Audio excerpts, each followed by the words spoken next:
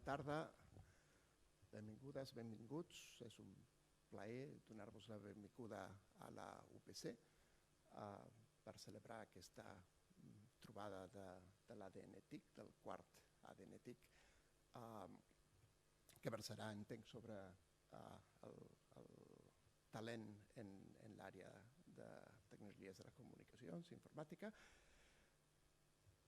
Clar, el talent és quelcom que es podria discutir si és innat o és entrenat. En tot cas, inclús si pensem que és una cosa innata, que algú ens ha tocat amb una varita, és evident que seria més aviat com un diamant. Tot i ser innat, doncs cal que algú el talli i el poleixi perquè brilli en tot el seu potencial. I aquest és el negoci principal de la UPC. Per tant, la temàtica que avui ens ocupa ens toca molt a prop de casa i és doblement plaenter tenir-vos aquí discutint aquesta temàtica. És evident que en l'àrea específica de la informàtica i les comunicacions aquest talent va escàs. És difícil mantenir, atreure i retenir aquest talent perquè hi ha molta competència, hi ha, per dir-ho en termes econòmics, poca oferta. Falten més enginyers segurament per tenir... No tots són males noves, perquè segur que una part de la culpa és el creixement extraordinàriament ràpid que té el sector en els darrers anys, que ajuda a crear aquest problema. Tant de bo tots els problemes tinguessin una arrel igual de positiva. Però aquí també la UPC pot contribuir a millorar aquest procés, a augmentar aquesta base disponible de talent perquè el creixement aquest pugui continuar al mateix ritme. Per tant, molt interessat en tot el que hagueu de dir. Ara em reuneixo amb vosaltres per escoltar i aprendre del que es discuteix en aquesta taula. Us deixo en les capabilíssimes mans de la Mireia Oller, presidenta del FIP Alumni. Gràcies.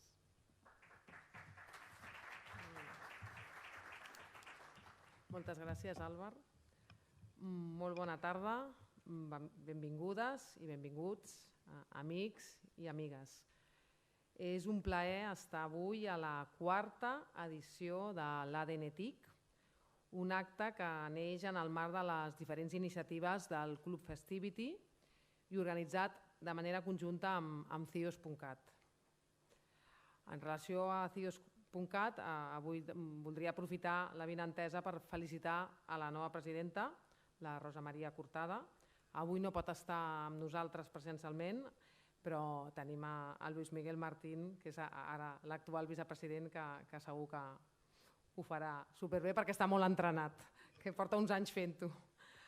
També volia agrair la presència del Marc Realp, secretari de Telecomunicacions i Transformació Digital. Hem començat l'acte un pèl tard perquè estàvem esperant que arribés. Al final hem considerat que comencem i segur que s'ajuntarà amb nosaltres. També volem agrair a l'Emili Rubio, el gerent de l'IMI, que havia d'estar amb nosaltres, però aquest matí ha tingut una indisposició petita d'última hora i no ha pogut venir, però agrair-li també la seva intenció de poder acompanyar-nos. I també, evidentment, agrair la presència dels nostres partners del Club Festivity i a tots els CIOs de CIOS.cat. Sense vosaltres això no seria possible. L'ADN TIC és un format que, a més d'afavorir el networking, tracta temes d'actualitat TIC.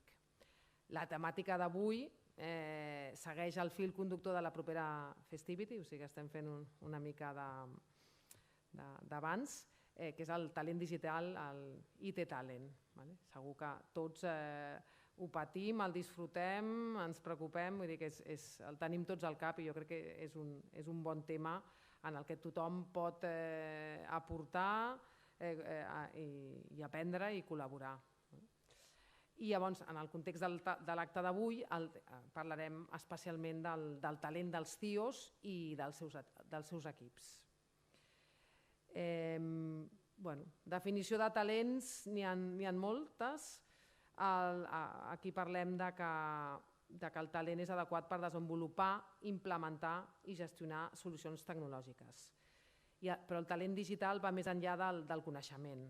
És adaptació, experiència, formació contínua, lideratge, habilitats personals. De tot això en parlarem al debat.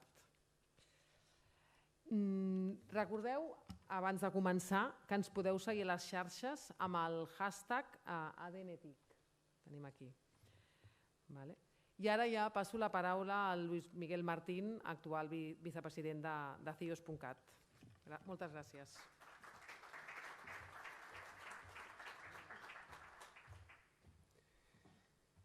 Hola, bona tarda a tothom. Primer, dos disculpes. Una a la Rosa, que és l'actual presidenta, vam fer el canvi fa potser 2 o 3 setmanes i aquesta ja ho teníem planificat i dic, bueno, ella no podia venir, però és igual, ja dic jo, ja és almenys la segona vegada que vinc a obrir a la Mireia aquí aquesta sessió i estic molt content que puguem estar aquí tothom. O sigui, benvinguts també a tots i a totes aquí. I el segon, perdoneu per la meva veu, perquè estic una miqueta refredat que quasi no puc vindre. Avui parlem de talent.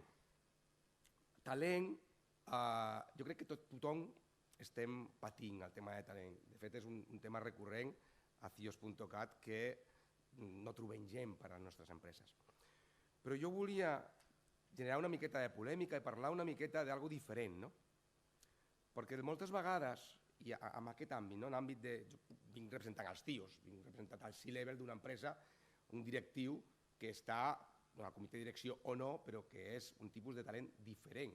Ha de tindre talent tecnològic, però necessita altres talents. I vinc una miqueta representant això. I molt sovint, aquí amb una introspecció, pensant, mirant una miqueta, mirant-nos al mèlic, pensem, ostres, per què, com que hi ha molts CIOs que no són enginyers informàtics i tal, i ens lamentem, i ostres, els enginyers informàtics tots tenien que ser CIOs, i potser això no ens deixa veure una altra cosa, que perquè els enginyers informàtics, en la visió tan àmplia que tenim de la companyia, en la visió holística de la companyia, no tenim per què ser CIOs. I podem anar a ser CEOs, o podem anar a ser un altre C-level, un COO o un Chief Commercial Level. En la qual no ens deixem una miqueta talent tecnològic, que està molt bé, però no oblidem els altres talents. No oblidem els talents directius, que ens permetrà tindre una visió molt més oberta de l'empresa i ens obrirà les fronteres i no ens encasillarà només amb el tio tecnològic que posa els cables, no. Són alguna més. L'enginyer és alguna més. Podem optar a moltes coses més. I una miqueta és el missatge que, cuidado que hi ha molts tipus de talents i ens hem de cultivar tots. Moltes gràcies. Moltes gràcies, Luis Miguel. I ara ja passem directament al debat. Al debat tenim la sort de comptar amb la Mariola Dinarés, que el moderarà. Ella és periodista, divulgadora, gran comunicadora i a més és Premi Dona TIC. O sigui que benvinguda, Mariola, i tot teu. Hola, ara. Bé, jo encantada que us obriu, no només els tècnics, sinó a gent que ens agrada molt el tema digital, però que no venim de cap enginyeria, per tant, perfecte, que obriu les mans a tothom. No? Bé, bona tarda a tots i a totes. Estar aquí a la UPC Besòs, jo és la primera vegada que hi soc, estic encantada de trepitjar-ho per primera vegada. I a més això, parlar de tecnologia, de talent, a mi també m'apassiona. L'economia digital és un dels sectors més dinàmics i en creixement constant aquests últims anys. Amb dades del 2023, l'ocupació TIC a l'estat espanyol va superar per primera vegada el milió de llocs de treball, tot i que encara queda lluny de les dades europees. És una dada que jo crec que és important. I en l'àmbit català, segons dades d'Acció, prop de 190.000 persones formen part de la nostra economia digital a dia d'avui. Per tenir una economia digital necessitem talent digital i per això avui hem de parlar, jo crec que hem de parlar de talent però és parlar de moltíssimes coses i sobretot el que fem és acabar parlant més que de cables de persones, no? I de com podem formar aquests equips que tinguin talent i que puguem tirar endavant. Per tractar el talent digital des de diverses vessants en aquest debat hi ha representat el món acadèmic amb el Josep Fernández de FIBER, professor i actual degà de la Facultat d'Informàtica de Barcelona, i també els CIOs i CTOs, el Lluís Guillén de CIRSA, la Marta... espera que he fet... És que Marta Marcos, CEO de NH Hotels, el Quique Pallarès, CEO de Mutual Mèdica, i la Gina Aran, que és consultora de recursos humans, professora d'ESADE, i ja podeu venir tots perquè ara començarem a parlar entre tots del talent i de les persones que hem de formar aquests equips. Endavant. I clar, ja podeu començar a pensar que la primera pregunta és molt evident, però sempre que parlem de temes digitals potser el primer que hem de fer és definir, no? Però clar, definir què és el talent digital segurament cadascú podrà dir una cosa diferent, tant els que són aquí com els que vosaltres. Després obrirem també el debat a que podeu aportar també les vostres observacions o fins i tot alguna pregunta que vulgueu fer, per tant és una cosa que fem una mica entre tots, no? Però va, comencem una mica per definir, amb què comencem? Va, Josep. Comencem per definir què és per tu el talent digital, Josep. Bona tarda, molt agraït de la vostra presència en aquest acte, primer de tot. I bé, primer jo diferenciaria molt clarament en una primera versió, dient a tots que estem des de fa molt temps al sector, que hi havia una certa tendència similar a digitalitzar, a electrificar, dient que simplement per canviar el paper per un formulari o fer les coses, simplement posar un sistema computacional pel mig però sense canviar res. Jo crec que quan parlem de talent digital estem parlant d'una força transformadora.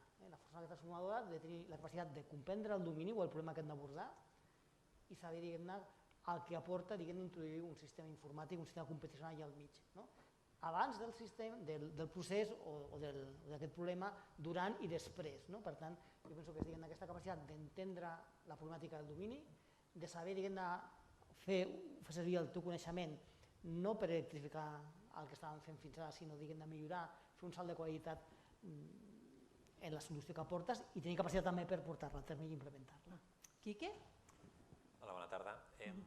Per mi és un mix de diverses coses. La primera, crec que som gent amb molta capacitat analítica. Després tenim un mix important d'intuïció i d'abstracció, perquè no sempre els problemes als que ens enfrontem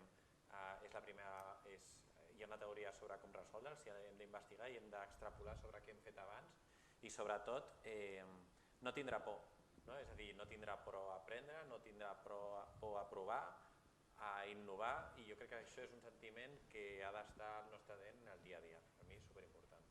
Marta? Bueno, per no repetir-me, perquè crec que tots estem més o menys d'acord amb això, és veritat que aquest talent digital el que ha de ser és aquesta capacitat una mica d'abstracció. Per mi el talent digital actualment ha de ser gent que tingui capacitat d'assumir la incertesa, perquè ens movem en un entorn actualment molt canviant i ha de ser capaç de tot això. I un punt per comentar alguna cosa diferent, és veritat que les capacitats més digitals han d'estar, ja que som aquí els CIOs, dins de l'equip dels CIOs, però és que crec que això també és un paradigma que ha de canviar. És a dir, la resta d'àrees de la companyia han de començar a tenir també aquests talents digitals, potser no tan experts, però és que sense això és impossible tampoc que ens arribem a comunicar. Amb la qual cosa, per afegir aquest... Per començar, Lluís? Sí, jo en la mateixa línia. Jo crec que el talent digital és aquell que et permet aportar la capacitat tecnològica al negoci. Per tant, has d'entendre cadascun dels processos, com és el servei que vols prestar i introduir la tecnologia per facilitar-ho, millorar-ho i potenciar-ho. I ser, diguéssim, quan estàs en el mercat, sobretot, intentar ser ràpid a dia d'avui. És a dir, aquella capacitat d'adaptar-te, ser flexible i demés per poder canviar les coses el més ràpid possible. I la tecnologia és un habilitador de tot això en el procés de negoci. Jo crec que aquesta línia és la que ens va aproximant cada vegada més a la tecnologia, a les àrees. Quan abans dèieu el CIO, el paper del CIO, podrà ser un altre sí, doncs és veritat. cada vegada més el CEO ha d'entendre més quines són les capacitats en aquell procés de negoci i per tant això ens fa un habilitador total per les empreses a dia d'avui. Gina? Pel final m'has deixat, No, perquè després tinc una repregunta per tu. Tinc una repregunta. Bona tarda a tothom i gràcies per convidar-me, per admetre'm en el club, perquè jo no soc CEO. I per tant, jo us donaré una visió des de persones del que és el talent digital per nosaltres i té una significació, si m'ho permeteu, heu baixat una mica al concret, més transversal i més de futur. Al final, per nosaltres, el talent és la voluntat o la capacitat, això en podem discutir, d'aportar valor. I aportar valor per un creixement sostingut de l'organització. Sempre ho mirem des d'aquesta perspectiva global de l'organització.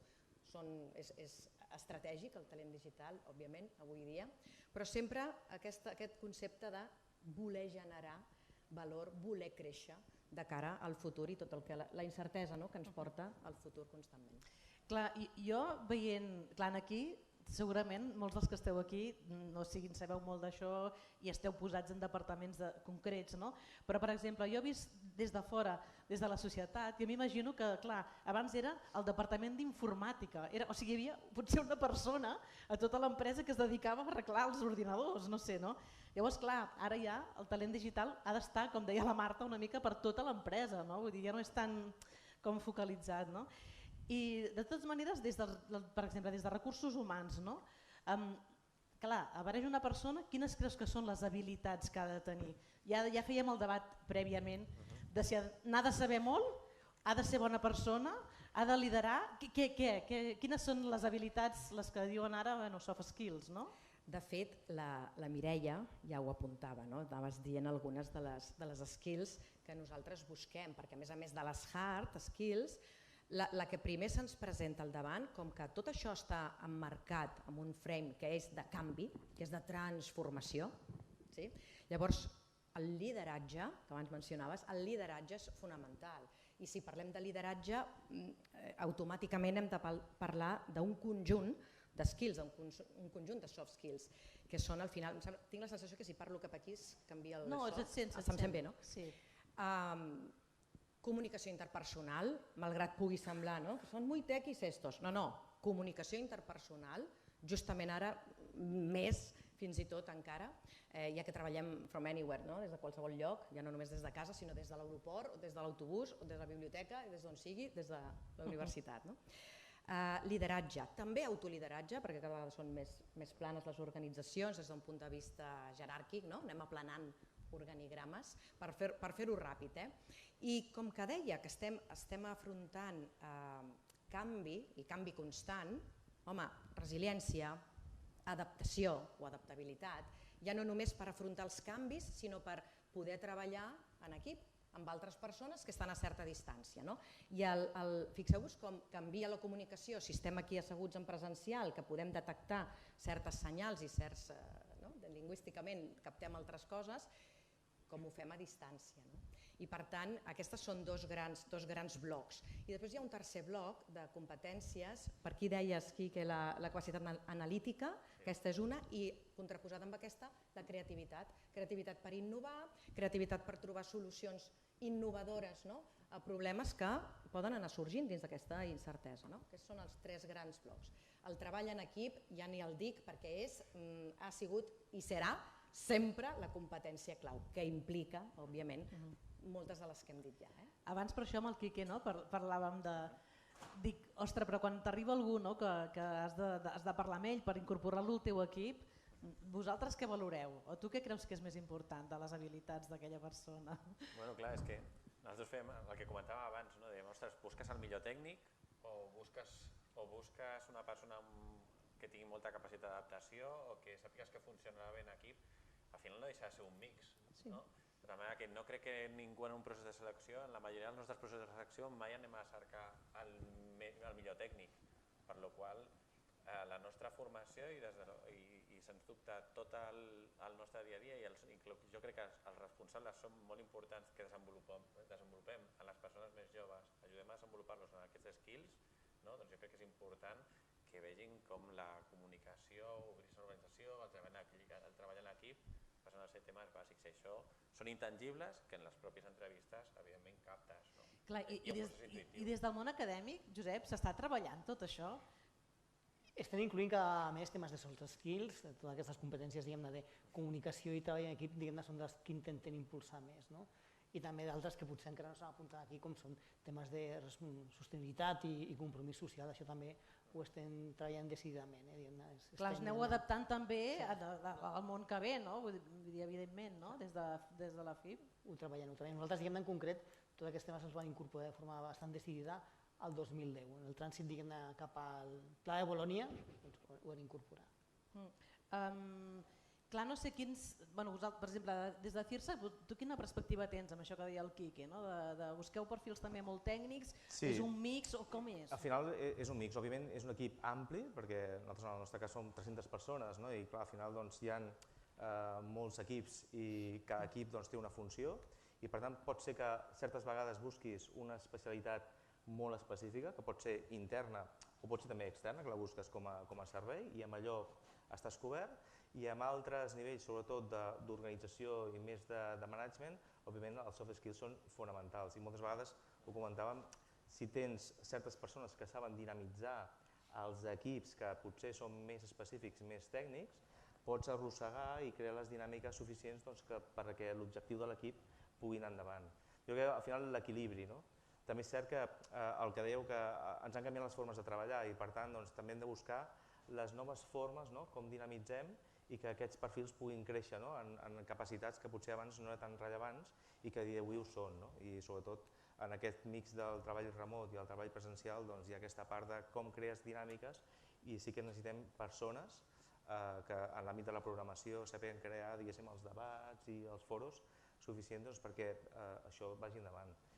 Al final tampoc mai trobes un perfil que diguis l'he encertat al 100%, costa molt perquè cada persona té les seves capacitats, però sí que vas veient cap a on vols orientar aquella persona segons el talent que li veus a l'entrevista, i això sí que és veritat.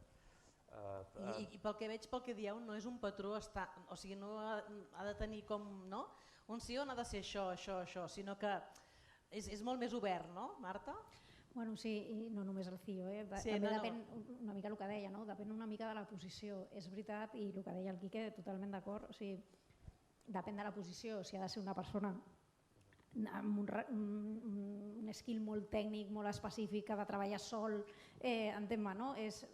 busques una cosa molt concreta, però això cada cop és menys, perquè el que ja dèieu abans, cada cop la gent d'IT no és el de los cables, hi ha alguns per suposat, ni el de los PCs, cada cop més tot està ficat, tot el que es fa al negoci acaba a tecnologia, pràcticament tot, amb la qual cosa necessites que la gent de tecnologia passi a ser gent de negoci, que entengui el negoci.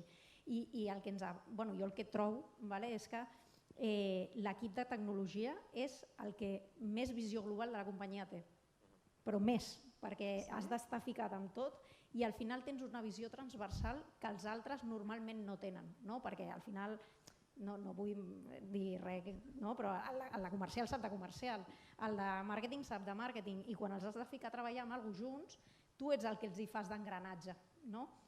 Aleshores, cada cop és més important tenir gent als equips, i tot depèn de la posició, de nou, però CIOs, el teu equip directe i demés, que el que siguin capaços és de tenir aquesta visió transversal perquè quan vinguin amb els problemes siguis capaç d'unir punts, diguem-ne, i tenir l'esquill de definir i crear això o proposar això nou o no, o el canvi que sigui necessari. En aquest cas, i lligant una mica amb tot, a vegades jo prefereixo no contractar algú que sé que tècnicament és més bo respecte a un altre que tingui aquesta capacitat, que el veus, que té capacitat d'aprendre. O, per exemple, tens una persona interna que mai s'ha dedicat a allò, però saps que si li dones ho farà, perquè té tots els skills per poder aconseguir-ho. La capacitat d'aprendre-ho, no? De fer. Clar, però tot això, Lídia, amb el fet que cada vegada es necessita gent més especialitzada, perquè hi ha camps, per exemple, el de la ciberseguretat, el de la intel·ligència artificial, gestió de projectes, analistes. Clar, aquest seria una mica el dia a dia d'un sí o no, però com veieu el mercat laboral TIC i les seves tendències? És a dir, com us adapteu en aquest panorama també d'especialització d'altra banda, no? Ens estem tornant bojos. No? És que penso que és una En feinada, sèrio, no? perquè hi ha coses, ciberseguretat és un àmbit que realment necessites gent que en sàpiga d'això, no? Però intel·ligència artificial, la pregunta és qui en sap a dia d'avui. O sigui, que has de tenir gent que sigui capaç d'aprendre i t'has d'anar... És que és impossible, o sigui, bueno, no sé, a mi em passa, a mi em diuen, no, Marta, tu, el teu equip, intel·ligència artificial, dic, vale, espera, que miro, aquí tinc que en sàpiga, no? I no tinc a ningú. I vas al carrer i és tan nou i està canviant tant que el que necessites és gent que vagi aprenent, que vagi creixent, per suposat sempre t'has d'ajudar moltes vegades amb equips externs que t'ajudin, però t'has d'anar formant. És que no tindràs perfils que sàpiguen de tot, i més ara, és que tot canvia d'avui per demà. És una acceleració molt bèstia, no? Sí, totalment. No, ja ho diu, i a més nosaltres utilitzem molt llenguatge així molt anglòfon, molt d'allò, però bueno, farem el long life learning, aquest aprenentatge continu, aquesta actitud d'aprendre constantment, que deia la Marta fa un momentet. Jo només us trasllado una pregunta, és a dir, què preferiu? Aptitud o actitud? Perquè pot haver-hi persones que estiguin preparadíssimes però no tinguin aquesta actitud oberta de creixement, de ser esponges i de rebre, però també d'aportar, perquè com deia abans, nosaltres, o jo almenys, definim el talent en termes de voler aportar, i aquí entra aquesta actitud en ser. Per tant, sempre buscant l'equilibri, perquè home, no contractarem algú que no tingui cap aptitud, però si hem d'escollir ens decantem cap a l'actitud. Fem selecció en aquest àmbit, costa, horrors, i després fidelitzar-lo. Això és una altra pel·lícula, també. I després tot això li demanem al Josep com es pot contribuir a millorar aquesta oferta i aquesta demanda i com podeu controlar aquesta eufòria per la IA que hi ha, que sembla que ara només es pugui estudiar sobre intel·ligència artificial. Potser que rebaixem una mica també, no? Bueno, clar, jo no sé si hem de fer parlar d'oferta i demanda a nivell de la formació i oferta i demanda a nivell de professionals. Clar, que sempre estem aprenent, de fet, sí. A nivell de la formació, la bona notícia és que hi ha molta demanda per gent jove per fer titulacions de l'àmbit TIC. Actualment, el que són la facultat general, el sistema universitari, hi ha gent que no obté, que li agrada venir a fer estudis i no aconsegueix plaça. Té una part positiva, hi ha molta gent que té ganes d'arribar a aquest sector, la lectura dolenta és que no tothom ho aconsegueix. Podem continuar treballant en aquesta línia, de donar valor a la professió, que és una bona professió intrínsecament per al valor que aporta a la societat i extrínsecament perquè a més ofereix molt bones oportunitats laborals des del punt de vista de salaris i condicions laborals. Potser el que podem fer des del punt de vista d'incrementar la demanda és fer accions en les que a més estan parlant de gènere, d'intentar també fomentar que les dones s'apropin a la professió, també diversitat social. Diversitat social perquè, per exemple, si comparem dues poblacions, dues ciutats de dimensions molt similars com poden ser Sant Cugat del Vallès o Santa Coloma de Gramenet, tenim molts més estudiants que provenen de Sant Cugat del Vallès que de Santa Coloma de Gramenet. I per tant, penso que aquí també tenim recorregut per fer. També deixa un talent que no accedeix a aquest tipus de perfil professional perquè no ho veuen com una cosa propera. I a nivell de professionals, penso que és el meu interès, el que tenim actualment al mercat, està clar que les universitats en aquest moment i l'FP estan a màximes capacitats, sembla que hi ha dificultats per créixer, fins i tot jo molt sovint tinc molts directors de centres d'FP que diuen que no tenim professors, encara que tinguin dotació econòmica per créixer, l'FP té aquest hàndicap que no té prou professorat. La universitat encara no està en aquest punt, però el que sí que no tenim són recursos econòmics per formar més professionals. Llavors, no sé, aquí és una pregunta que potser llanço si l'increment d'oferta de professionals passa per el tema de reskilling. No sé si és un perfil, unes accions que estan funcionant a nivell de la indústria, de les empreses o no. Semblaria que a curt termini el sistema no genera més professionals, és la intuïció que jo tinc. I no sé si realment hi ha una... Crema molt la cosa si el reskilling és una acció en la qual hem de treballar de forma conjunta i això és una pregunta que llanço al públic i als companys de taula. No sé si algú vol dir... Nosaltres ho fem. De fet, jo us puc dir que en el meu equip, per posar-vos un exemple, en el meu equip de software de lo que és la part d'hotels, diré que més de la meitat de l'equip és gent de recepció que hem agafat i els hem ficat a IT. I ara són els que més saben d'aquell software, vull dir, és increïble. I també gent, un altre cas que tinc, és una noia que jo coneixia des de fa molt de temps, que estava al departament comercial, va començar a la companyia quan no hi havia quasi sistemes i estava a la central de reserves agafant el telèfon i apuntant en un Excel les reserves. Doncs ara és la que em porta tota la plataforma d'integracions. O sigui que...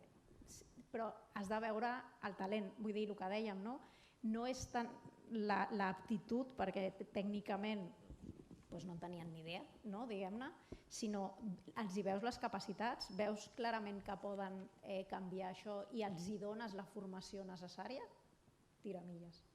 Clar, esteu en 3 sectors també que en poc temps, de fet tota la societat s'ha digitalitzat, però clar, m'imagino en una empresa d'actualitzar la gent, ha de ser també complicat. S'ha d'acostar molt a empresa i universitat, perquè també en tots els àmbits passa que hi ha un cert gap entre universitat i empresa i sempre són molts els esforços que fan tant les empreses o algunes empreses com les universitats per anar tancant aquest gap i acostar més el món empresarial al món que està en ebullició i que està actualitzant-se contínuament cap a la universitat. Molt més. Per això estem aquí. Per això estem.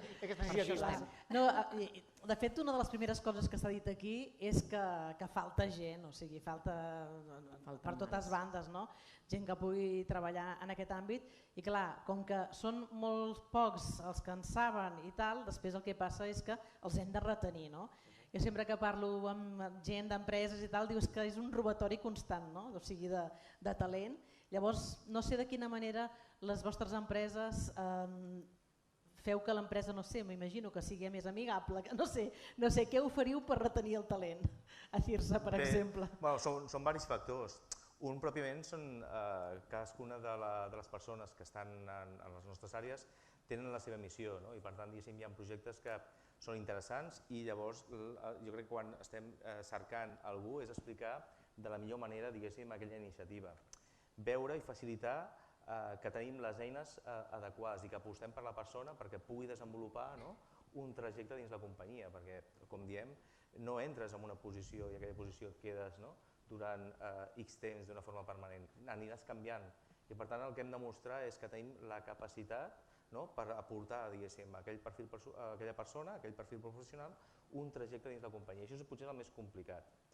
I, per l'altra banda, amb el teletreball el que també hem vist és que hi ha moltes persones que busquen el benestar dins de la companyia i per tant també hem de fer que tot sigui satisfactori des del punt de vista de la flexibilitat laboral, des del punt de vista d'horari, això ho hem vist moltíssim, de dir, escolta, els horaris han de ser flexibles, la ubicació no ha de ser un problema, és a dir, busquem per la creativitat, la presencialitat és un factor clau, però per altres moments podem treballar des d'altres entorns i després també la formació, és a dir, la persona el que busca també és intentar estar en un ecosistema que pugui aprendre i per tant aquí, tant via el projecte, via aquell aprenentatge continu, que és el que cerques, però també facilitant-li les eines de formació, bé per companys que poden explicar iniciatives i compartir el que és la formació específica. I tota la suma fa que pugui ser més que el salari, que moltes vegades el salari és quelcom que pots oferir però tens un límit i tampoc no pots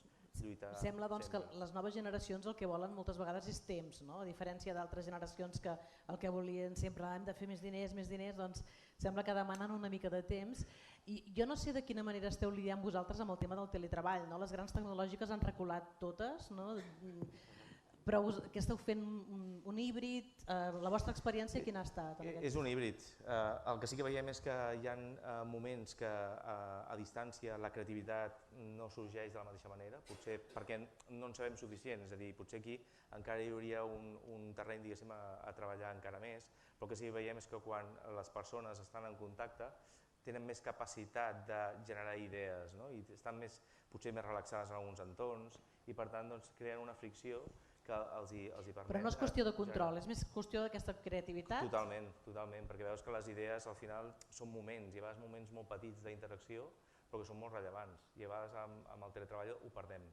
Perquè qui no ha viscut aquelles reunions constants de mitja hora i vas encavalcant, però no tens aquells moments més relaxats que et trobes i generes una idea. És que a vegades és qüestió d'un minut o de resolució de petits aspectes que en poc temps els resols, i això en presència ho veiem. Quique, sobre això?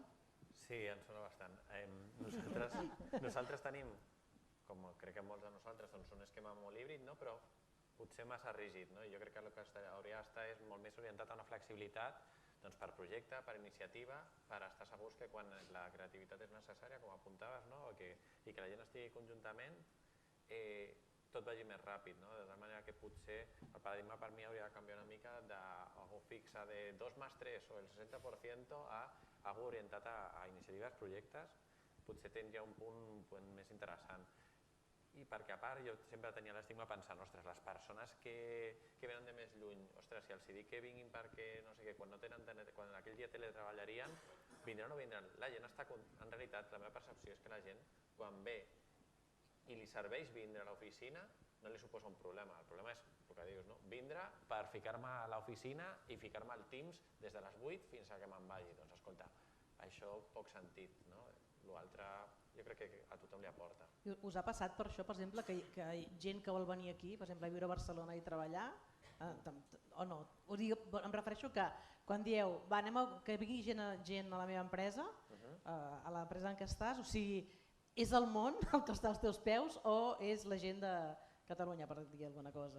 Et refereixes a un tema de geografia? Bueno, no del talent, perquè estem dient el talent, clar, o sigui, arriba un moment en un món global on la gent pot teletreballar, teòricament, podries agafar que algú t'estés treballant des de no sé quin lloc. De quina manera li dieu amb això? En el nostre cas, i és per un tema tan intern, però també és amb les nostres empreses col·laboradores, apostem molt per proximitat en tots els casos, perquè pot ser més erroni o més encertat, però per nosaltres creiem que hi ha un component de proximitat que aporta als equips i apostem fermament. Nosaltres, per exemple, el nostre equip, principalment desenvolupadors i analistes, està a Barcelona. Evidentment tenim alguna persona que està fora, però inclús aquestes persones que estan fora i que puguin teletreballar amb nosaltres en el dia a dia, doncs no és exactament el mateix? No, no ho és. I han de viatjar, acaben venint.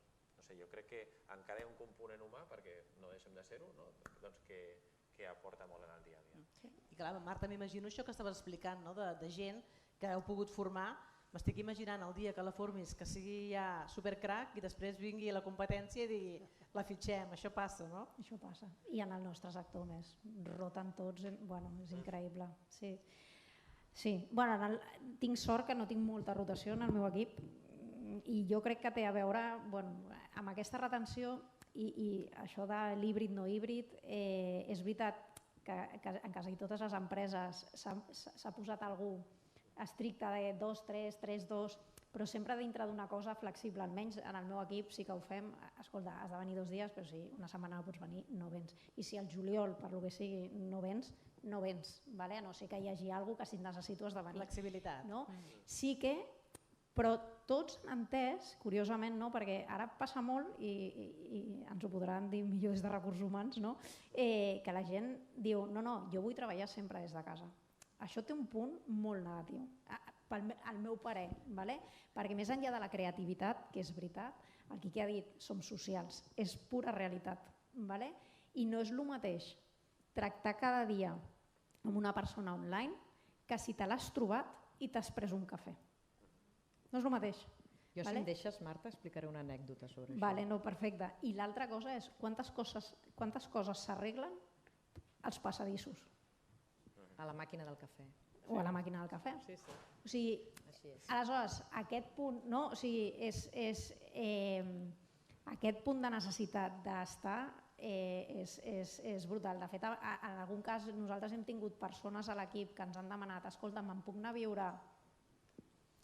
I la resposta ha sigut, si te'n vols anar, que sàpigues que has de venir tantes vegades com a mínim a l'oficina com si estiguessis aquí. Si tu vols pagar, bienvenido.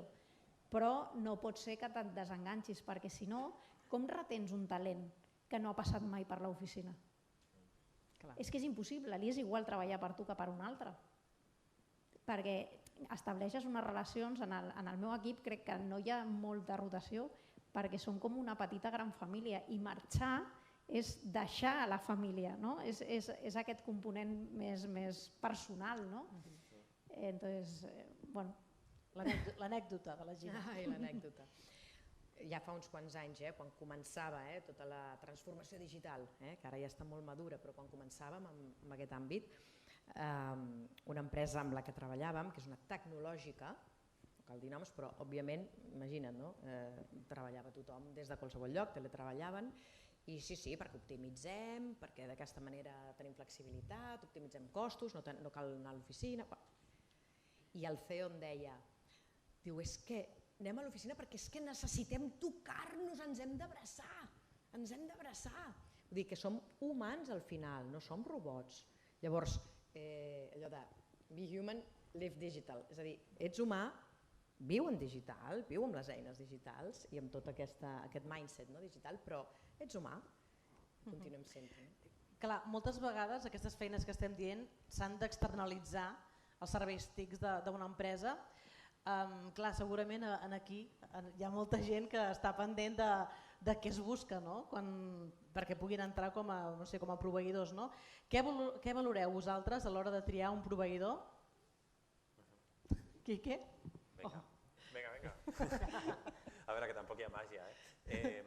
Almenys jo quan estava a l'altra banda, perquè com molts de nosaltres podem haver estat abans a l'empresa de servei, quan m'anava bé a mi? Quan tenia un mínim temps com per entendre el client i què era necessari, com funcionava, les tecnologies, etc. Que és important tindre una mínima confiança i així poder desenvolupar i uns requeriments clars. Diria que és com la pedra bàsica per poder avançar en un client. Ara que estàs a la banda, què vols? En realitat és el mateix. Una mica de proximitat, com ho dèiem abans, escolta, per poder establir aquesta relació de confiança, una gestió d'expectatives, que crec que és com el més important, i segurament uns experts que creïn una col·laboració, que ajudin a que la col·laboració flueixi, perquè moltes vegades som els CEOs que diem no, vamos a trabajar con tal proveedor, i està bé que top-down funcioni, però en realitat les col·laboracions funcionen bé quan són bottom-up, és a dir, quan són les pròpies persones del teu equip intern que diuen que volen seguir treballant amb aquestes persones perquè han establert un vincle, de tal manera que jo crec que experts que es guanyin la credibilitat, que facin que l'equip vulgui treballar amb ells, jo crec que és el mix que fa que a top-down i bottom-up això quadri. Per mi diria que va per aquí. Totalment d'acord. Jo posaria un punt de que pateixin amb mi.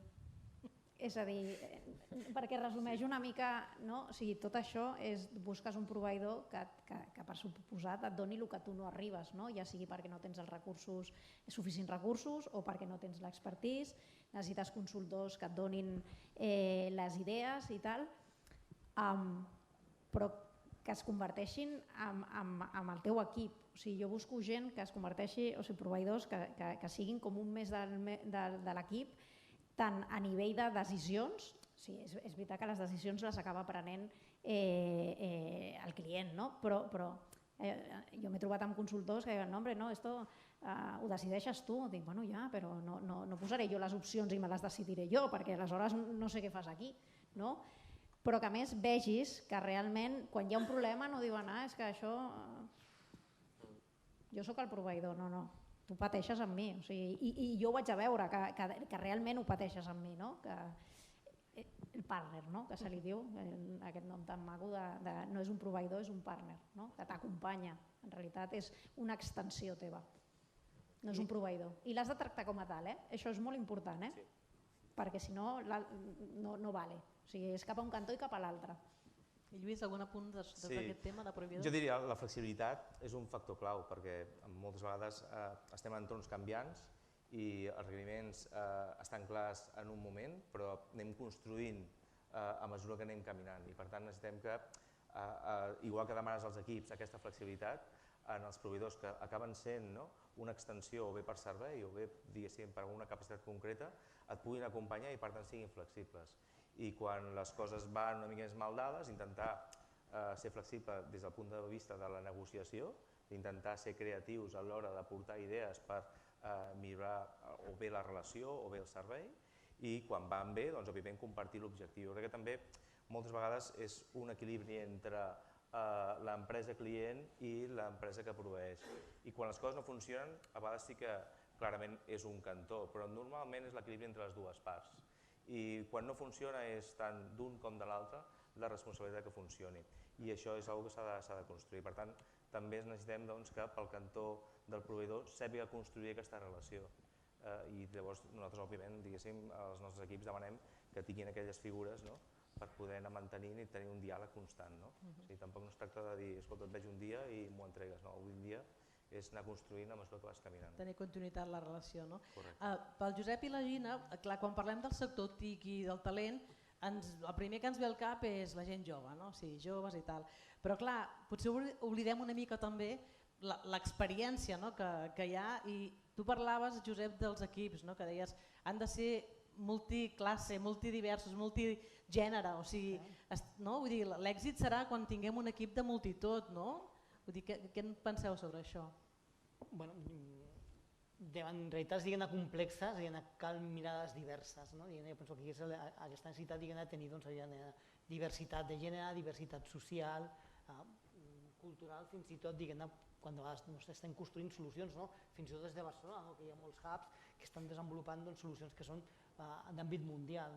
I d'aquí la realitat que també molta d'aquesta diversitat social també ve per aquesta qüestió migratòria d'aquestes últimes famílies que venen d'altres horitzons, però que poden contribuir de forma decisiva com força de treball a aquesta diversitat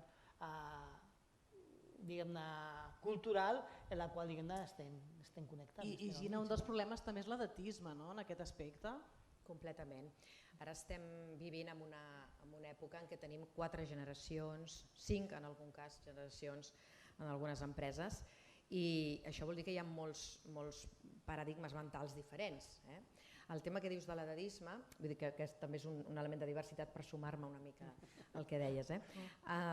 Continuo el teu fil, però anant una miqueta amb el que dius de l'edadisme, sí és veritat que, deixeu-me dir aquesta paraula, és molt lletja, però hi ha aquest arraconament una mica, de dir no, si tenen més de 45 ja no són digitals. Hi ha molta gent que està fent aquest reskilling i que s'està posant al dia. D'altra banda, el que s'està aplicant a moltes empreses també és el mentoring invers. És a dir, jo no sé si en les vostres és el cas, això ja ho direu, però les persones més veteranes tenen altres coneixements que venen de l'experiència, són aquells trics que tu saps aplicar en un moment donat, sobretot amb el que fa amb aquesta relació amb les persones, perquè aquesta capacitat de treballar, no de tancar-te en el teu silo, sinó allò que en diem el cross silo, de col·laborar amb altres departaments, amb persones que tenen un altre background, etc. I des d'aquest punt de vista jo crec que respecte als joves pot haver-hi aquest mentoring o aquest guiatge, si el volem dir així, i el jove pot fer mentoring. Mai havíem parlat del mentoring d'una persona més jove cap a una persona més gran i ara ho estem fent. I amb què? Doncs amb allò que saben i amb allò que són més forts perquè ja neixen amb la tablet bajo el brazo.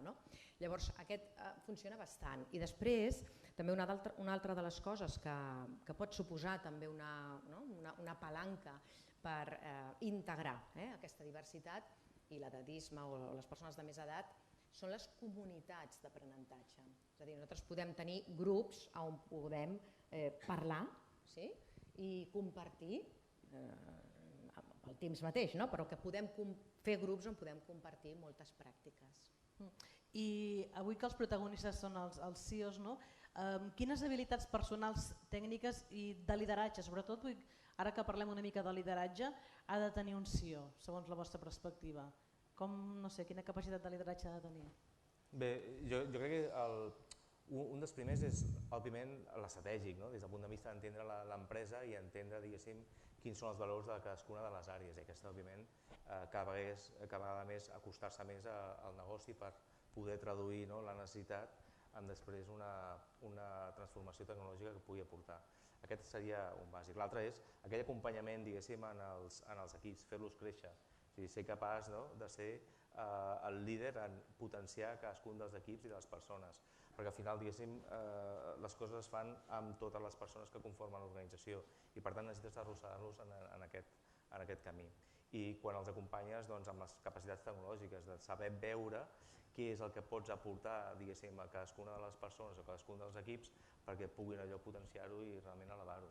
I aquests serien dos factors que crec que els tios han d'empènyer. Lideratge. Lideratge, sí. Primer, comparteixo una cosa que comentava Marta. Per mi, a mi m'encanta la meva feina. Té un punt de la transversalitat que comentaves, a mi m'encanta.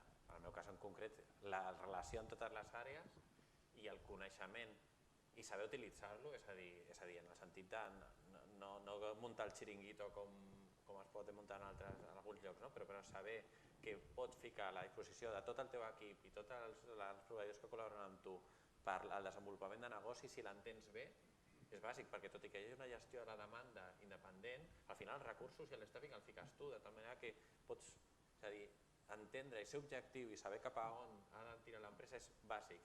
I a mi la interrelació, i abans dèieu, fer el cafè amb tots els responsables d'àrea, saber quines són les necessitats per on els hi pica, importantíssim per mi, i això, en el cas concret, m'encanta. I el lideratge en si, és que la nostra feina té molt d'això, i lideratge en temps de crisi moltes vegades, perquè la nostra natura és o projectes que no van a l'hora o naturalesa productiva, que es nos han caído los sistemes de no sé què, i aleshores es necessiten líders que estiguin acostumats a la incidència, acostumats a mantindre la calma, a prendre decisions, tot i que no siguin les millors, a fer workarounds dels nassos, però mantindre la calma i ser un líder, perquè al final la gent, quan hi ha un pollo, el que la gent vol és que algú els hi marqui una direcció, que no sigui un desgavell, i el CIO ho ha de ser, perquè a part i tindre la capacitat comunicativa per explicar-lo a la resta de l'organització, de manera que el lideratge és el moment que es veu, el lideratge aquest, en un moment de crisi. Bàsic. Per afegir, comunicació és importantíssima, perquè pots tenir molta estratègia, molta visió i tal, però has de saber comunicar, i tenint en compte que tot se'n va digital i tothom ens mira, al final moltes vegades no t'entenen. Llavors has de fer com una mica de profe, diguem, ja que estem aquí a la universitat, agafar paper, boli, pissarra, el que sigui, i explicar-ho d'una manera que t'entenguin, perquè si no... Això m'encanta, perquè després hi ha gent que jo puc entrevistar. Feu aquesta feina perquè després així ja els entenc. Sí, i posar-ho en paraules molt planes, i quan no, perquè si no, si tu intentes que vinguin cap a tu i els has de convèncer, perquè és això. I després també, ja ho hem comentat abans, però davant d'aquesta incertesa, d'aquest món tan canviant, has de tenir la capacitat de flexibilitat brutal. I li afegeixo també la paciència, perquè moments de crisi, tranquil·litat i paciència, tots són crits, però fins i tot amb temes de, amb aquesta flexibilitat canviant i de més, has de tot, calma, anem a posar ordre, anem a entendre què és, pintar-los, ensenyar-los, comunicar-los i entre tots acabar decidint, però no et pots abrumar perquè és brutal. Josep, vols fer algun apunt? Perquè no sé si s'aprèn a ser líder. Bueno, s'aprèn, tot s'aprèn, evidentment que hi ha qüestions que són més innates, però tot s'aprèn fins i tot el geni. I jo que sí que estic sorprès de la cintura que heu de tenir entre les expectatives que genera la direcció i la realitat dels recursos disponibles i la realitat del dia a dia. Tot això és una qüestió, com comentaves, de mantenir l'operativa en aquest context tan complex. Enhorabona. Des de Recursos Humans es veu de seguida una persona que és líder? Hi ha alguns trets que es veuen. De fet, quan nosaltres fem selecció de personal, si tenim ocasió i podem fer un assessment center, que és posar les persones totes juntes i veure, posar-los alguna prova que no tingui res a veure amb un tema empresarial.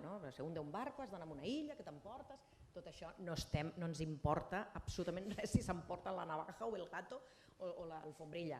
És igual, el que estem veient són conductes, estem veient qui té aquestes dots de líder, qui escolta, i al fil d'això jo volia fer 2 apunts, que estava buscant el boli per apuntar-me, perquè tot el que diuen és molt interessant, però IA sí, IE també, molta, intel·ligència emocional, i en aquí, sobretot, gestió emocional, perquè a vegades us trobeu, me consta i ho sé, perquè treballo amb, anava a dir una cosa, però bé, tequis, amb ITs, anem a dir-ho. Clar, amb aquests pollos que deies, aquí que dirà, Dios, que sembla que s'enfonsi el món, no? Això segur que heu viscut algun moment d'aquests. Per tant, aquella gestió emocional del líder de ser capaç de transmetre confiança, de transmetre serenitat, per tant us recomano mindfulness. Mindfulness, algo així. I després la segona cosa que volia dir sobre el lideratge, hi ha qui té, saps que hi ha un gen? És a dir, hi ha un estudi, sí, es va trobar fa uns quants anys, fa uns 10 anys es va trobar un estudi, jo és que no soc d'IT però soc de ciències també, i llavors... Biologia, no? Sí, jo vaig fer ADE, però al màster també som una mica friqui jo, i vaig fer el màster en psicologia i neurociència cognitiva i vaig començar, jo de fet vaig començar donant classes a ESADE fent neurolideratge, i no ens guanyaríem la vida si no es pogués fer el líder, i es fa, i tots portem un líder a dins o una líder a dins. I vaig trobar d'aquestes, de la revista Neurociència que va arribant, un estudi que deia que hi ha un gen, que a més recordo el nom ja per sempre, que és el RS4950, és així, que determinaria una quarta part de les conductes de lideratge, que al final són conductes de comunicació, Marta. Perquè qui és el millor comunicador del món? Si jo et pregunto, Mariola, qui és el millor comunicador del món? Tu que ets del sector. Ostres, quina pregunta que m'acabes de fer. En quin àmbit? Català, mundial? Qui és el millor comunicador del món? Ostres, aquesta pregunta és molt difícil, És que jo he pensat en Elon Elon Musk Musk, també, Obama, però em feia ràbia dir Elon Musk, perquè comunicar, no sé, ell fa. Saps, però... Qui millor escolta. Molt bé. Aquesta és la clau en comunicació, aquesta és la Sí. clau, escoltar, perquè llavors adaptes el missatge i t'adaptes a la persona i respons a aquests requeriments de diversitat que tenim als Mira, això és anècdota, però és una batalla que tinc jo, que quan presento coses em diuen vols pinganillo? Bueno, això a la tele, no? I dic no, perquè jo vull escoltar el que em diu o sigui, estàs fent una pregunta i et responen i tu després repreguntes respecte al que t'han dit. Si surt aquí i dir ara entrarà un vídeo que no sé què, dic, és que no puc. És una interioritat. Bé, altres coses que també podem parlar a banda d'això del lideratge que dèieu és que, per exemple, clar, mirant una mica cap al futur ja, en aquesta part final, no? Què creieu com evolucionarà aquesta feina dels CEOs? Com veieu el vostre futur? Quins desafiaments teniu? Què és ara que teniu entre les mans que trobeu que és més complicat de lidiar? Parlàvem, per exemple, de la ciberseguretat. Jo últimament he entrevistat un munt de gent que treballa en ciberseguretat i he flipat del talent que tenen i la tranquil·litat amb què ho viuen les crisis. No, però vull dir que ho veuen com un joc, moltes vegades. Tenen tants pollos que clar, ho han de relativitzar també, però vull dir que jo m'imagino vosaltres que esteu per sobre del que està treballant la crisi de ciberseguretat, que clar, també m'explicaven això, com han de lidiar amb vosaltres, diríem. O sigui que també hi ha aquesta part. Quins són els desafiaments, Quique? Bueno, evidentment, ciberseguretat jo crec que fa molts anys que per tots nosaltres és desafiament i por, no? És en el nostre dia a dia, no? Quin dia ens passarà alguna cosa.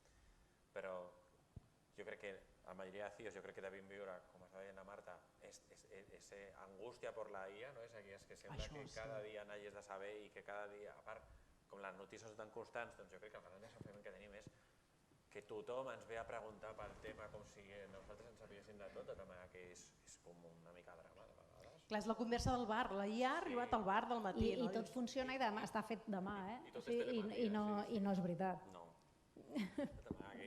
Jo crec que a tots suposo que ens està portant de corcoll des de fa un any, perquè clar, quan la tecnologia és el cas d'ús anem malament, no? És a dir, si hi ha un cas d'ús i la tecnologia és la IA, bé, però si has de fer IA perquè sí, potser...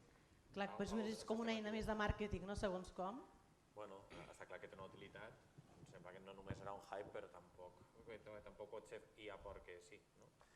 Potser la fase anterior diria que per nosaltres la veritat és en el que hem d'avançar més, que és en la dada, no? Per nosaltres encara, per fer IA, necessitem tindre unes dades molt més netes, molt més organitzades i és on hi treballem més, hem d'averiguar i treballem constantment, o hi treballem des de fa un temps en veure si necessitem les capacitats de machine learning internes o apostarem per tot externalitzar-ho, però d'allí sí que veiem uns insights molt clars i nosaltres invertim molt en dades. Les dades com a desafiament, no Marta? Bueno, és que és trending topic, vull dir, no canvia gaire, la ciberseguretat és el que és real. Aquí al final també és de nou molta comunicació i molt convenciment a la gent, perquè al final una de les coses que passa és que l'eslabón més dèbil són les persones i o fas aquesta conscienciació als equips, que és molt difícil quan tens 18.000 empleats amb una rotació brutal en segons quins llocs de treball, que és molt complicat i tu l'únic que pots fer és posar barreres i que te hagan el menor daño possible. En el vostre cas, per això, per exemple, clar, és que hi ha molts atacs que no els sabem tots els que hi ha, però és evident que és un problema que existeix. Heu hagut de fer molta inversió en aquesta qüestió? Cada cop més perquè clar, cada cop es professionalitza més també el hacker, no? I quan tu li poses una barrera, ella troba un altre camí, aleshores has de tornar a posar una altra barrera, no? I diguem-ne que és una feina contínua, cada cop són més especialitzats els atacs, cada cop surten eines més especialitzades en monitoritzar tot això, és un no parar en aquest sentit, no? Després amb la IA, que és l'altre tema, el problema que hi ha és això, que et venen els equips de negoci que han estat hem estat a Google i hem estat veient, o hem estat a Amazon i hem estat veient, o hem estat a Microsoft, per no deixar-me cap. Que no s'enfadin tots, sí, que estan allà a la batalla. Que no s'enfadi ningú. A la batalla de la IA generativa. I clar, et ve el negoci, m'han ensenyat això, Marta, vull que parlis amb ells i ho fem, perquè és que ho han posat, que ja està. I clar, parles i vas, que no, que esto era cartón piedra. I clar, dius, ai, va Dios. I després has de lluitar amb un altre punt, que suposo que a molts us passa, el que li agrada de negoci jugar amb el xat GPT i que se lo escapa en l'oficina. Ai, va. És que, Marta, és que no ens deixes fer res d'IA. Dic, ja, no, clar, és que, lligat amb ciberseguretat, no? O sigui, torno al mateix, no són conscients. Aleshores, tota aquesta feina de comunicació, conscienciació, és molt heavy, molt heavy. O sigui, has de fer molt. I després hi ha els tòpics, dades, digitalització, que és lo típico, tothom fes digital tot el que puguis, per incrementar ingressos o reduir costos. Esto es un tópico, esto crec que està sempre encima de la mesa. I CIRSA també heu fet molta inversió. Total, i cada vegada més. Jo crec que, com comentaven els companys, també el que està a l'altre cantó va molt ràpid i per tant has d'anar a la mateixa velocitat per anar aturant els atacs. Tu tens una certa regulació i per tant també això tens una restricció, no pots fer segons què, en canvi l'altre cantó no està regulat. Per tant, diguéssim, ell va a una velocitat molt més ràpida que tu. Per tant, totes les empreses estem fent créixer els equips de ciberseguretat, els equips d'operacions. Jo crec que el BOARS, el comitè de direcció, ha de ser totalment conscient dels riscos que hi ha i per tant la funció també del CEO i del responsable de seguretat és fer una transmissió de quins són els riscos. Ells també tenen un potencial de risc molt elevat i per tant també se'ls ha de cuidar. I el que estem veient és que amb les tecnologies potser la intel·ligència artificial va venint, potser les primeres capacitats es van veient amb el machine learning, potser seria on estem veient que comencem a tenir una certa aproximació en aquest àmbit, àmbits més propers al retail, com personalitzes el client, tot això, realment aquests mecanismes van apareixent i es van acostant el que són els motors més propers a la intel·ligència artificial. Anirà venint. Jo crec que l'important és com som capaços d'aprendre, veure quines capacitats ens pot aportar i realment anar-ho introduint és un component més. Jo crec que l'hem viscuda amb anterioritat, hem vist tecnologies, quan va venir el cloud va ser una altra revolució. Estem en un món també d'elements que són plataformes que les anem unint, també potser és un dels canvis i la ciberseguretat també és un altre factor. És a dir, tots els sistemes d'informació abans estaven en un data center, eren monolítics, ara realment un sistema d'informació, realment quan et passa qualsevol cosa dius pinta-m'ho sisplau, perquè realment veus tantes peces que realment, clar, els de ciberseguretat van bojos per tapar totes les portes, i realment és un equilibri entre l'operació i la ciberseguretat perquè realment és un compromís. I vosaltres especialment també crec que és un tema com superdifícil, que és el tema de la regulació, no? Clar, sempre estem parlant de la regulació d'internet, no vol posar portes al camp, no? És un clàssic, però clar, un sector com el vostre, regulació... Com el nostre i molts altres, entenc que cada sector té les seves regulacions i també t'has d'anar adaptant a, nosaltres per exemple, l'entorn més internacional, cada país té la seva regulació i per tant n'has d'aprendre i has de veure tant la tecnologia com l'adaptes, perquè clar, no pots fer potser el mateix sistema d'informació en un país com un altre i per tant això és quelcom que ho has de dominar i per tant empapar-te bé, que realment l'equip de negoci també ho sigui molt conscient perquè realment després les plataformes van al seu nivell, per tant és sempre un factor. Josep, a nivell de futur, quins desafiaments tens a la vida? A la vida? Ui! No personal, no cal. No. Que me quede como esté. No, una miqueta d'ambició també de no, està bé, no? Bueno, jo penso que en un món tan canviant, és el tenir, m'agradaria tenir aquesta boleta màgica, escolta, cap on hem d'incidir i orientar la formació d'aquest perfil de professionals que després han d'estar actius durant 40 anys, i és el repte, quina realitat tindrem no d'aquí 40 anys, sinó d'aquí pràcticament 15 anys, perquè a la velocitat que està movent la tecnologia i les realitats socials, aquest seria el repte, i aquí comptar també a la nostra col·laboració per fer d'àgores, d'agoreros. Els de persones donarem feina amb aquesta gent, us vindrem a molestar. Jo, permeteu-me, jo soc directora acadèmica amb un programa que és online que es diu Digitalització de Recursos Humans. I ho sento, però soc la rara. Diem sempre, el target que tenim davant són directius de recursos humans o directives de recursos humans. I sempre és, escolteu, un el lideratge, per suposat, anar de la mà dels CIOs, sempre, aquesta és constant, sempre. També dels de màrqueting, però els CIOs. Per què? Perquè nosaltres ja no estem en aquell procés de digitalització de recursos humans que en diem, o d'impulsar aquesta digitalització, de canviar el mindset, d'incorporar el vector digital a la cultura. La cultura ja no és cultura digital, que és cultura atractiva pel talent jove, perquè no t'hi venen, no s'hi queden, si no hi ha cultura digital i això s'ha de treballar. I la cultura és una cosa abstracta com a concepte, però que es tradueix en accions, es tradueix en coses concretes que no m'allargo, però en valors, en conductes, en maneres de relacionar-se, etc. I el que estem treballant ara és l'automatització de llocs de treball, que vol dir, escolta'm, m'has fet pensar tu també, Marta, en una cosa que has dit, no? Diu, escolta, tot ho hem de digitalitzar. Doncs nosaltres parlem així, és a dir, tot allò que puguis pensar, qualsevol procés que es faci, com ho puc fer en digital? Com ho puc automatitzar? Quina solució tinc? Què m'ofereixen des d'IT o un proveïdor extern? Què m'ofereixen? Quines solucions hi ha allà, de totes aquestes empreses que tenim aquí?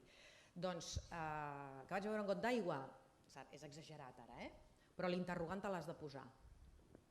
Això ho podria digitalitzar d'alguna manera? Ho puc automatitzar d'alguna manera? En aquest cas potser no, però hi ha una reunió i com no perdo eficàcia? Que aquí estem nosaltres per ajudar.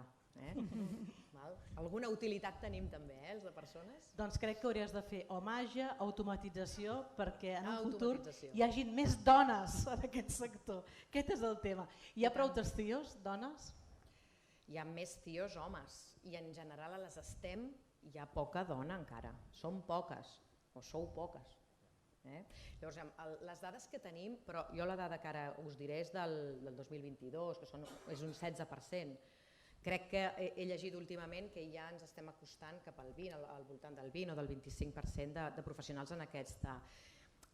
Va augmentant la presència de la dona en les disciplines STEM.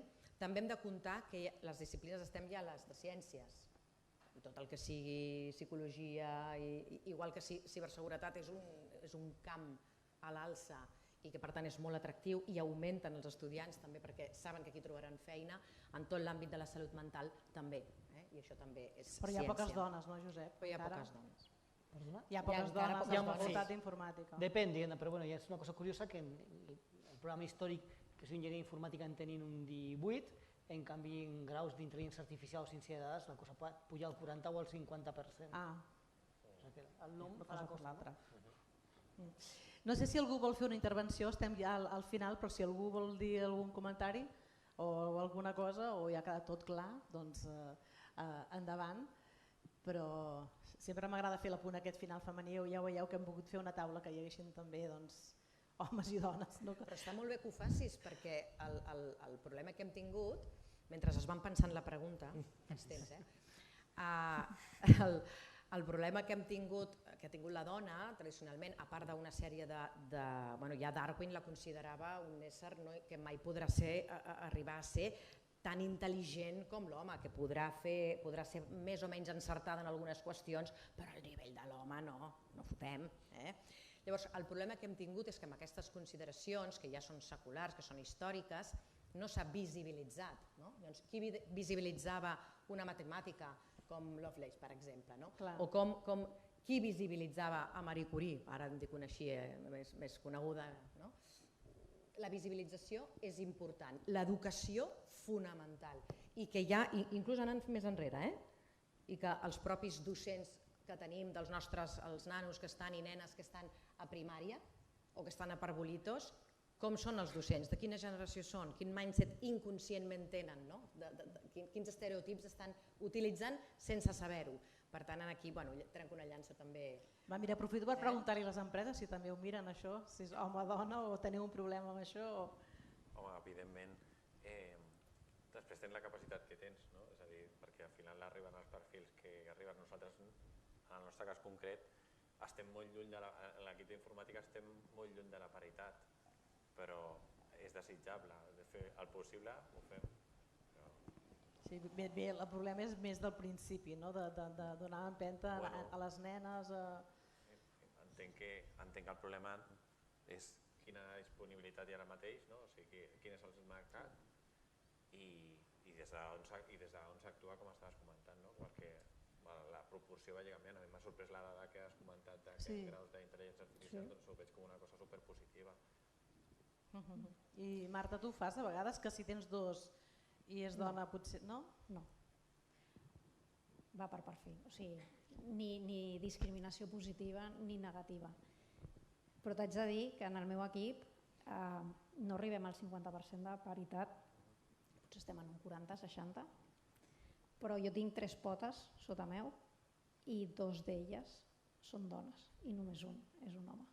I curiosament, ciberseguretat és noia, infraestructures és noia. Software és home, o sigui que és raro, és molt raro, som un cas molt raro. Després per sota ja és que depèn dels perfils que et venen. Vull dir, on em venen perfils que són dones i la dona és clarament millor que l'home, doncs la dona, i quan no...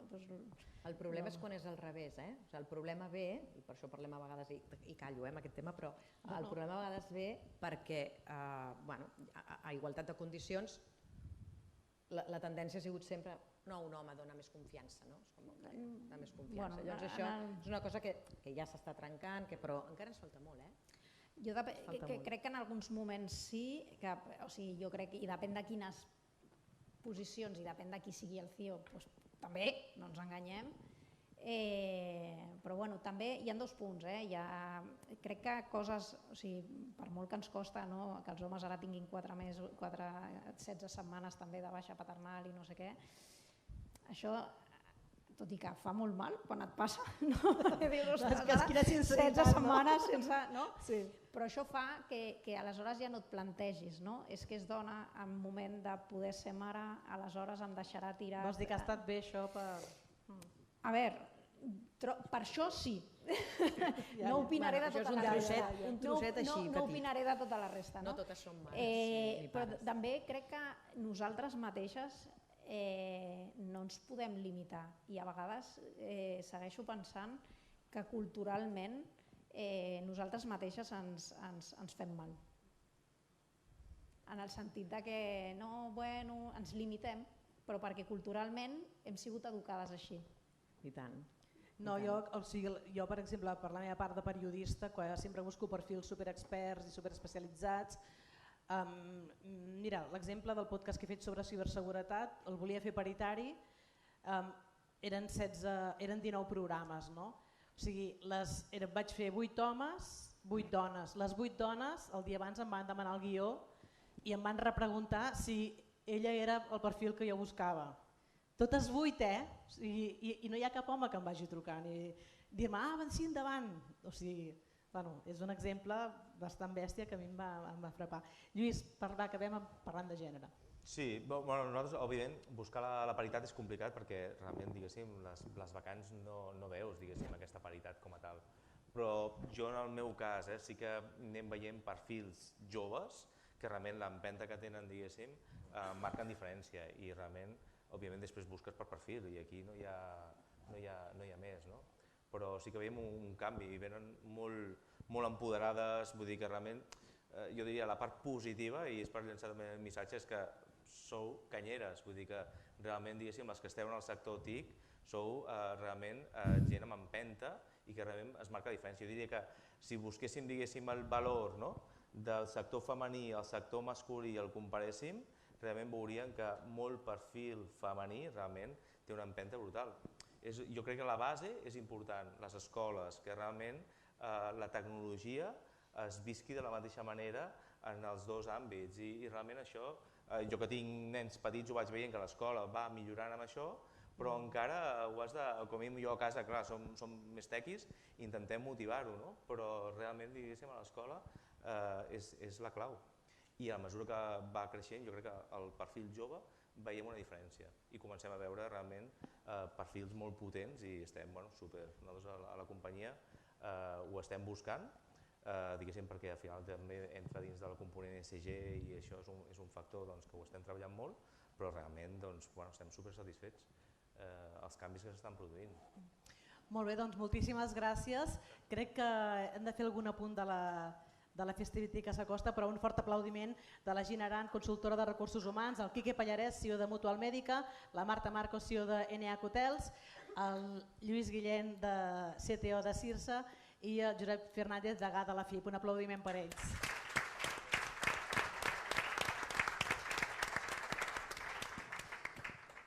I crec que has de dir alguna cosa, Josep. Endavant.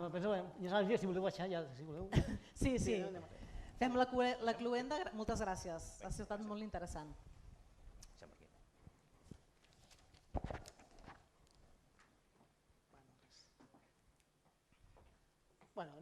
Moltes gràcies.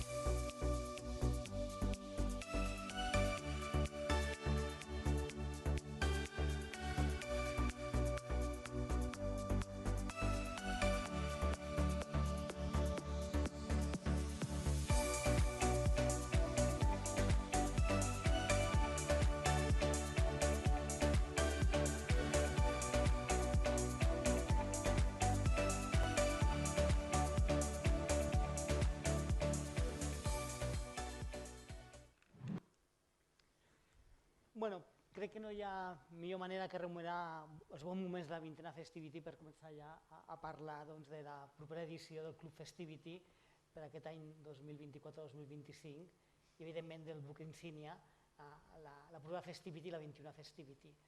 Com ja sabeu, dintre d'aquestes dinàmiques d'apropar, com hem parlat dintre d'aquest debat que hem tingut, la necessitat d'apropar a l'empresa, a les organitzacions públiques, tot tipus d'organització a la universitat, per alinear aquest esforç de formació a les necessitats que teniu les organitzacions, aquesta iniciativa va néixer ja 21 anys, la Festivity com a punt de trobada entre diferents organitzacions, àmbit públic, empresa privada, universitats, i és un espai on compartir experiències, fer networking, empoderar el sector en tots els seus punts. Molt agraïts a tots els partners que ens ajudeu a fer realitat aquesta Festivity, que també ens serveix molt per projectar la professió i encoratjar a futurs professionals. Bé, aquesta nova edició del Club Festivity, que dura tot un any, mantenint la línia habitual. Com us parlava, tinc el plaer d'anunciar-vos la data de la propera Festivity, el 12 de juny, que es farà a les Drassanes de Barcelona, al tocar del Port, les diferents organitzacions també que ens puguin prestar aquest espai emblemàtic de la ciutat per celebrar aquesta 21a edició. Ja vam fer una l'any passat, però estem molt contents de tornar a aquest espai emblemàtic de la ciutat. Bé, tot el que serà el Club Festivity mantindrà un format molt similar al que hem fet altres anys, accions decidides de presència i comunicació de tot allò que fan les vostres organitzacions i trobar també punts de trobada, aquest format que vam tenir a l'octubre passat que us va agradar molt, una trobada al rector o fer una trobada més de connexió temàtica en temes que us interessen. I també com a novetat també volem, conscients que el talent és un tema clau per a les vostres organitzacions, oferir dintre del conjunt d'activitats, dintre d'aquest partnership que tenim a les vostres organitzacions, una acció concreta que penso que a tots us agradarà.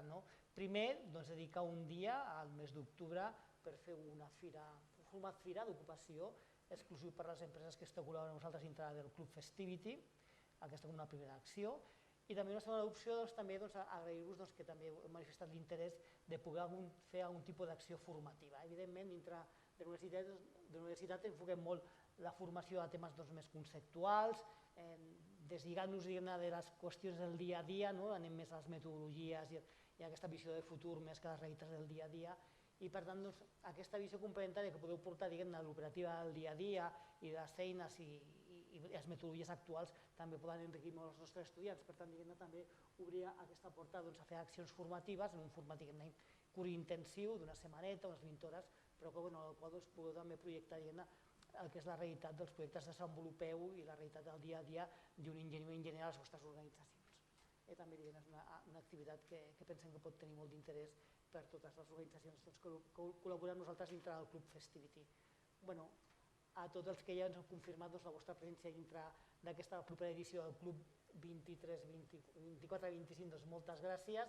Especialment doble gràcies a aquelles que ja heu agafat aquest compromís per 2 anys, que es veu que la Festivity és quelcom de sòlid, el Club Festivity, que hi confieu i aposteu no a aquest termini sinó a aquesta visió d'una mica més llarg termini, i els que encara no esteu dubtant o no us heu respost, sisplau, vinga, animeu-vos que ja tenim aquí la propera Festivity molt a prop i necessitem l'empenta conjunta de tots vosaltres. Bé, per la meva part, simplement convidar al secretari de Telecomunicacions i Transformació Digital, el Marc Real, que ens pugui adreçar-nos les paraules per cloure l'acte.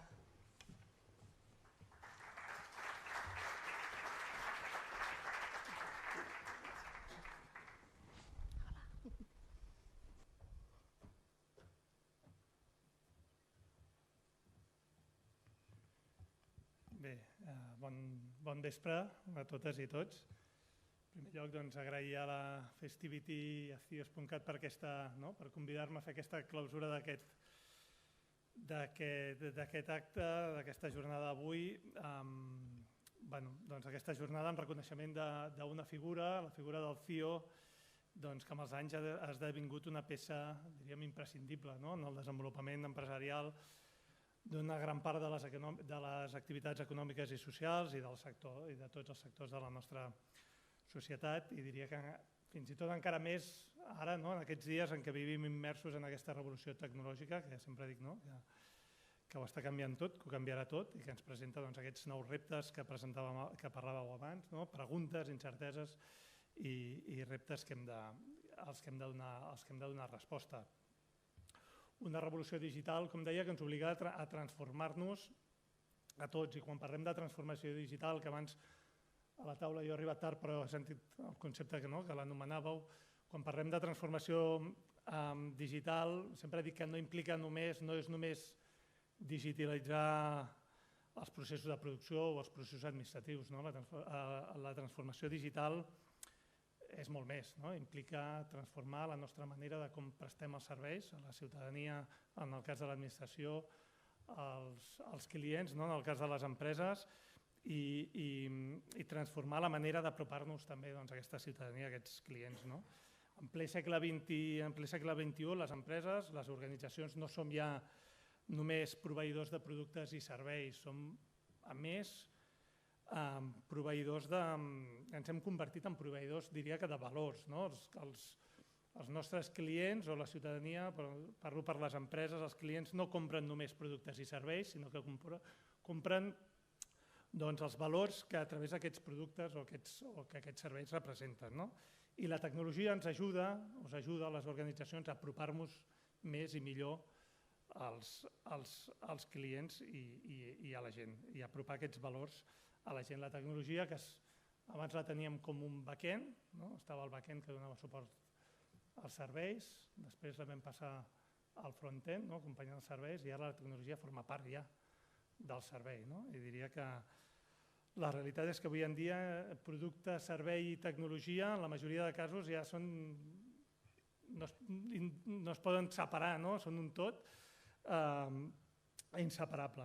I per aquest motiu la figura del responsable de la informació i la tecnologia és més fonamental que mai. L'única manera que tenim de garantir que som capaços d'adaptar-nos a aquesta revolució digital que us comentava abans i de donar resposta a aquestes necessitats dels clients i de la ciutadania, en el cas de l'administració, penso que és incorporant la innovació la innovació contínua dins de la nostra organització, i és important que el CIO lideri també, o la CIO lideri també aquesta innovació. Una innovació que ha de ser oberta i que ha de comptar amb un ecosistema d'empreses i de centres de recerca que ajudin a generar aquestes noves mirades i aquestes solucions. I per tant, des d'aquesta perspectiva de transformació digital, és evident que la figura del CIO o de la CIO ha de ser capaç de veure més enllà, d'anticipar-se als canvis del mercat, ha de ser capaç d'identificar tendències i d'ajustar també, per què no, amb precisió, l'esforç inversor en la direcció correcta. Per tant, el desenvolupament de l'estratègia tecnològica avui incorpora o va molt més enllà del que és la simple gestió dels sistemes que dèiem abans. Parlàvem del govern de la dada, parlàvem de la gestió de la seguretat i la ciberseguretat, però el CIO o la CIO ha de tenir també coneixement del mercat i del negoci. I com us deia abans, i penso que molt especialment de la innovació, i això ens obliga a que els talents requerits per ser director o directora tecnològica sobrepassin, vagin més enllà dels límits de la tecnologia i vagin més enllà de camps que no són només tecnològics. També m'agrada mencionar, quan parlem de transformació digital, que la transformació digital ha de tenir també una posició ètica, i hem apuntat una mica el tema aquí també, i ha de créixer en el marc dels drets i les llibertats individuals i col·lectives. I en aquest sentit tenim reptes ètics i legals que, per exemple, la intel·ligència artificial o la governança de la dada, per citar dos exemples, ens posen al davant nostre, que són grans i que, des del meu punt de vista, només els podem entomar des de la confiança que siguem capaços de generar en els nostres clients o en la nostra ciutadania. No fa gaire parlava amb un alt directiu d'una empresa d'alimentació que em deia, escolta, estava molt preocupat pel compliment, una empresa d'alimentació que està fent un bon procés de transformació digital, que a més han comprat una empresa d'intel·ligència artificial per incorporar-la dintre del seu dia a dia, per ajudar-los a fer aquesta transformació, i em deia, estic molt preocupat per si el compliment de la nova regulació d'intel·ligència artificial limitarà o no la nostra producció, la nostra capacitat de venda. Jo li deia, des del meu punt de vista, l'actiu més important del que t'has de preocupar és el de la confiança dels teus clients. Utilitza la intel·ligència artificial, evidentment amb el compliment normatiu, com vulguis, però en el moment en què el teu client percebi que l'estàs enganyant o que l'estàs utilitzant, estàs fent alguna cosa que no li agrada i se senti enganyat, perdràs la seva confiança. I per tant, encara que sembli una paradoxa, en plena revolució tecnològica, l'actiu més important o el valor que us comentava abans del que disposem és la confiança dels clients, les empreses, i si parlo en nom de l'administració, doncs de la ciutadania. I per tant, ha de ser un tret fonamental també dels directius i de les directives saber generar aquesta confiança i guanyar-se i ser garants també d'aquesta confiança a través de la responsabilitat, de la transparència, etc. I parlàveu abans de característiques del què ha de tenir un CIO i quins són els trets fonamentals d'un CIO. Jo crec que el CIO ha de tenir moltes virtuts i de fet necessitem molts, diria, Leonardos da Vincis. Necessitem que el CIO no només tingui skills tecnològics però disposi també de soft skills, parlàveu de comunicació, parlàveu de tots aquests altres skills, i necessitem visió humanista també, i una visió molt més transversal, però quasi diria que la virtut més important d'un CIO serà la de saber triar un bon equip i liderar-lo en un àmbit de col·laboració òptim. Necessitem equips que siguin multidisciplinars, que dèiem abans, multiculturals, amb diversitat de gènere, transversals i que siguin capaços de gestionar tots aquests reptes de molta complexitat que ens venen, aquests reptes tecnològics que dèiem. I ja acabo, no m'enrotllo més. Des d'aquí, al món empresarial, felicitar-vos per la vostra feina com a part d'un sector capdavanter que està canviant la cultura de la innovació i la transformació d'aquest país. I us demano a tots i totes que siguem treballant en aquesta direcció perquè el país necessita de l'esforç de tothom per aconseguir que els canvis que ens porta aquesta revolució tecnològica impactin positivament en la nostra societat. I res més, i ara sí, us ho prometo que acabo.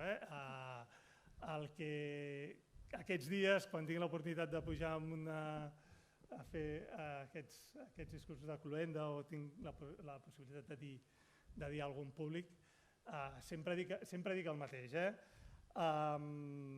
Per part nostra, des del govern, res no s'atura i dic que estem en una situació que no és la que desitjaríem a molts de nosaltres.